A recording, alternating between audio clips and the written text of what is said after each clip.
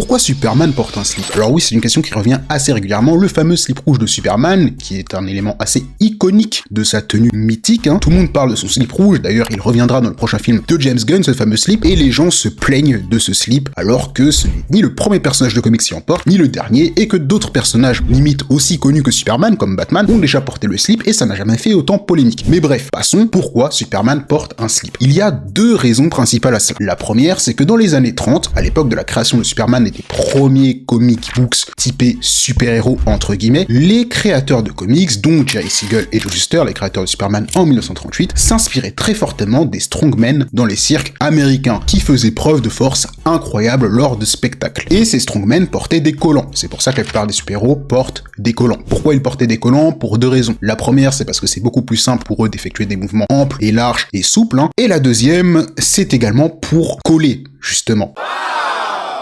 Et de rendre le tout plus impressionnant en voyant bien les muscles des personnages. Ça nous dit pas pourquoi ils portent un slip. Eh ben c'est très simple. Comme je l'ai dit précédemment, ils portaient des collants. Et vous êtes censé savoir que des collants, ça sert énormément. Donc on n'a pas forcément envie de voir les Shenron des strongmen. C'est pour cette raison qu'ils décident de porter un slip, ou plutôt un trunk, comme on dit en anglais, parce que c'est pas vraiment un slip. Ça pourrait s'apparenter plutôt à un boxeur avec une sorte de ceinture par-dessus. Et vu que Superman est directement inspiré de ces personnes-là, ils lui ont aussi mis un slip dans les comics. Mais ce n'est pas la seule utilité du slip. La deuxième utilité du slip, c'est tout simplement que ça permet de différencier le haut du bas du corps de Superman, pour la simple et unique raison qu'à l'époque, dans les années 30, les méthodes d'impression du papier n'étaient pas d'aussi bonne qualité qu'aujourd'hui, et puis parfois on pouvait avoir des cases extrêmement petites, parce que parfois on pouvait retrouver des petits comics à la fin de certains journaux. Donc il fallait qu'on puisse bien différencier les différentes parties du corps des personnages, et ça passait par différentes couleurs. Il fallait différencier les mains, la tête, le haut et le bas. Le slip, qui fait donc la jonction entre le tronc et les jambes, et ben le mettre d'une couleur différente, ça permettait d'harmoniser un peu l'œil et de permettre au lecteur de comprendre vraiment tout ce qui se passe sur la planche. Dites-moi en tout cas si vous êtes pour ou contre le retour du slip de Superman dans le prochain film de James Gunn en juillet 2025, et si vous voulez savoir comment Deadpool a sauvé Noël, je vous invite à vous abonner fortement parce qu'on en parle la semaine prochaine.